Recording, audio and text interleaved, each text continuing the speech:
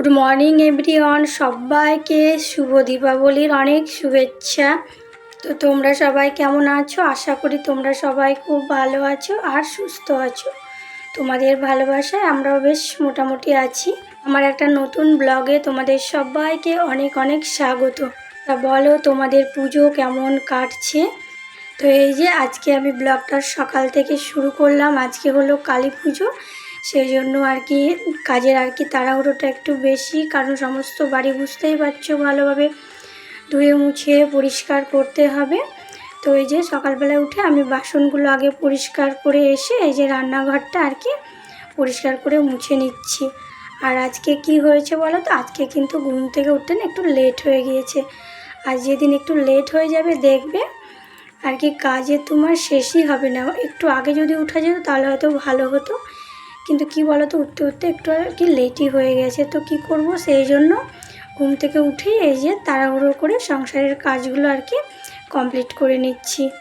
আর কালী পুজোর দিন কিন্তু আমাদের এইদিকে নিয়ম আছে, কাঁচা মাটির প্রদীপ বানাতে হয়, সেগুলো আর কি সন্ধ্যাবেলায় জ্বালাতে হয়।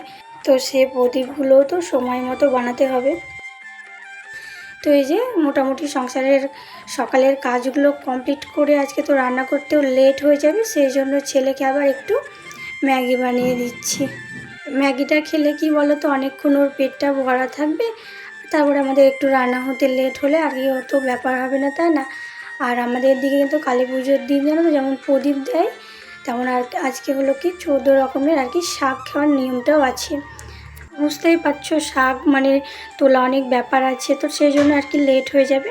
তারপরে এই যে আমি অনেক জামা কাপড় কিন্তু আজকে ভিজিয়ে রেখেছি আর কি। মশারিগুলো একটু নোংরা মতো হয়েছিল, আমি মানে মাসে একবার করে মশারিগুলো আর কি এভাবে কেচে দিই। তো আজকে ভাবলাম একটু কেচে দিই, সময়ই হচ্ছে না, কয়েকদিন ধরে ভাবছি। তো আজকে ভাবলাম যেভাবে আজকে আর কি সমস্ত কাজগুলো কমপ্লিট করে নিই। আর আজকে দেখতে পাচ্ছি আমি কিন্তু মাথাতে একেবারে অনেক তেল দিয়েছি জানো তো। তো মাথার মধ্যে এত খারাপ করছিল, সেই জন্য আর কি মাথা ভর্তি করে তেল দিয়েছি। আর আমার তো মাথায় তেল দিতে কি বলবো, খুবই ভালো লাগে মাথায় তেল দিয়ে স্নান করতে। তো তোমাদের কাঁধে কাঁধে ভালো লাগে অবশ্যই কিন্তু কমেন্ট করে জানাবে, জানো তো। আর আজকে জামা কাপড়গুলো কাচছে, এখন রোদটাও ভালো হচ্ছে, তো জামা কাপড় কেচে আর কি মেলে শুকিয়ে অনেকটা শান্তি। রোদ হলে কিন্তু যাই বলো না কোনো জামা কাপড় কাচতে খুবই ভালো লাগে। আর যদি রোদ না হয় না, মেঘলা ওয়েদার হয়, তাহলে অল্প জামা কাপড় কাচতে আর কি খুব বিরক্ত লেগে যায়, তাই না? আর তোমাদের সঙ্গে গল্প করতে করতে দেখতে পাচ্ছ আমার কিন্তু জামা কাপড়গুলো আর কি সমস্ত কাচা হয়ে এলো।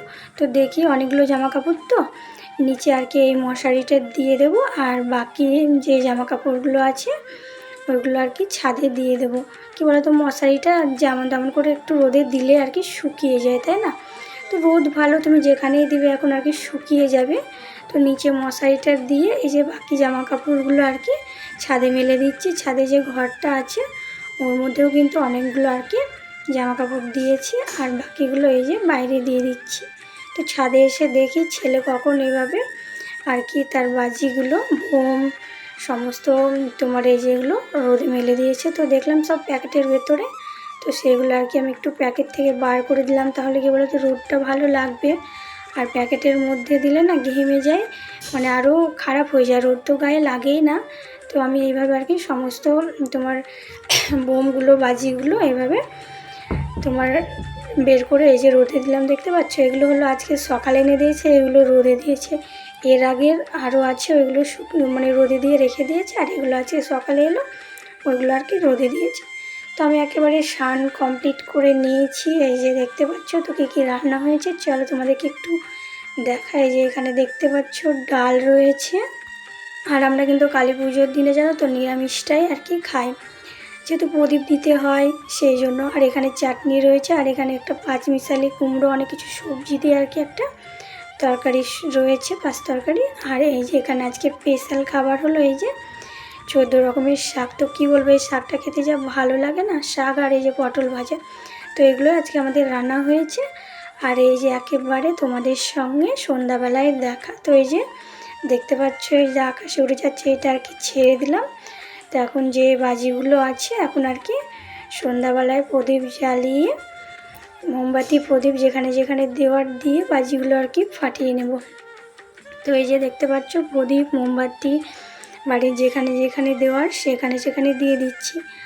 আর আজকে জানো তো সারাদিনটা ভালোভাবে গিয়েছে, সন্ধ্যার দিকটাও বেশ ভালোই গিয়েছে। দেখ কী হয়েছে বলো তো, এই যে দেখতে পাচ্ছ না প্রদীপগুলো দিচ্ছি, প্রদীপগুলো দিয়ে কিন্তু ছেলে আর কি সব ওই যে অনেক বাজি আছে, তারপরে তোমার তারাকাঠি আছে, কালীপটকা আছে, অনেক রকমের সেই বাজিগুলো আছে, ওইগুলো আর কি ফাটানোর জন্য বায়না করছিল।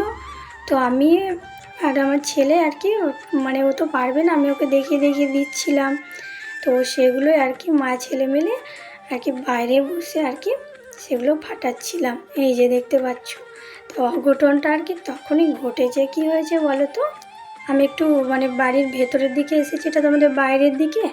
তো তখনই আর কি ছেলে জানো তো এই যে এইভাবে দেখছো ও সব সময় মানে এক জায়গায় বসে থাকতে পারে না, খুব চঞ্চল। কী করেছে লাফালাফি করতে গিয়ে ওই যে সেট আছে না, ওই সেটে আর কি মাথায় লাগিয়েছে, দিয়ে আর কি মাথায় রক্ত বেরোচ্ছে, মাথা ফেটে গিয়েছে। এসে আমাকে বলছে আমার মাথা ফেটে গিয়েছে, রক্ত বেরোচ্ছে।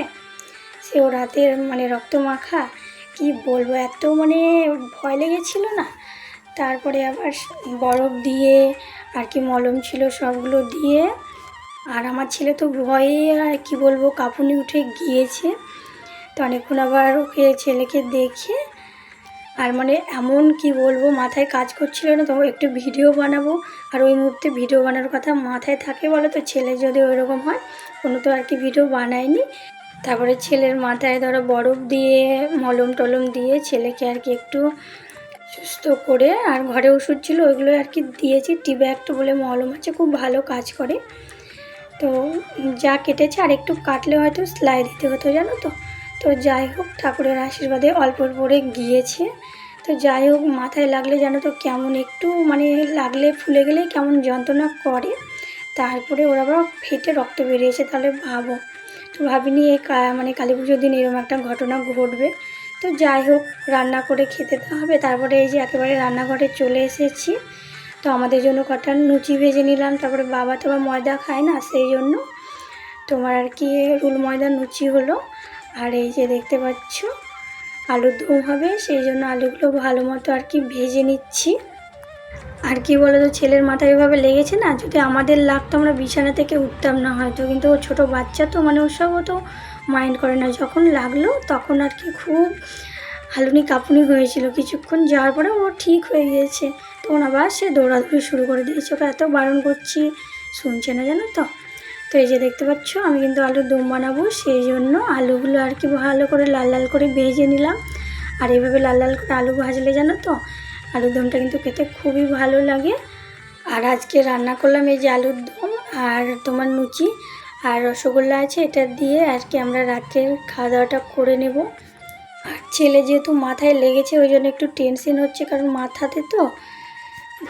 আর এখন ধরো কয়দিন আর কি থাকবে, ব্যথা ট্যাথা ঠিক নেই। আর জানো তো ও প্রত্যেক দিন পড়তেই থাকে, ওর সারা শরীরে মানে কোনো জায়গা নেই যে ওর মানে কাটা নেই জানো তো, প্রত্যেক দিনই কোথাও না কোথাও পড়ে যায়। মানে খুব দৌড়াদৌড়ি করে, কোনো সময় হাঁটবে না, সব সময় দৌড়াদৌড়ি করবে জানো তো। আর এই যে দেখতে পাচ্ছ আমার আলুর দমটা কী সুন্দর হয়েছে। আর আলুর দমটা আজকে জানো তো খেতেও কিন্তু সেই হয়েছিল, খুবই ভালো হয়েছিল। তো আমার তো কালী পুজোর দিনটা আর কি এভাবে কেটে গেল। তোমাদের কিভাবে কালী পুজোর দিনটা কাটলে অবশ্যই কমেন্ট করে জানাবে। তো আজকে ভেবেছিলাম জানো তো রান্নাবান্না কমপ্লিট করে মানে বাজি টাজি প্রদীপ দিয়ে একটু ঠাকুর দেখতে যাবো। তো ছেলের ওই যে ওরম হলো, সেই জন্য আর কি যা হলো না। তো কি করব দেখা যাক আগামী দিন যা হয় কি। তো আজকের ব্লগটা আর বড় করলাম না, এখানেই শেষ করলাম। তোমরা সবাই ভালো থেকো, সুস্থ থেকো। আর আমার যদি ব্লগটা তোমাদের ভালো লাগে অবশ্যই একটা লাইক করে দিও। বন্ধু হতে চাইলে পাশে ছোট্ট বন্ধু হয়ে থাকতে পারো। তো আবার সবাইকে বলছি শুভ দীপাবলি, সবার ভালো কাটুক। তো আজকের মতো চলো টাটা।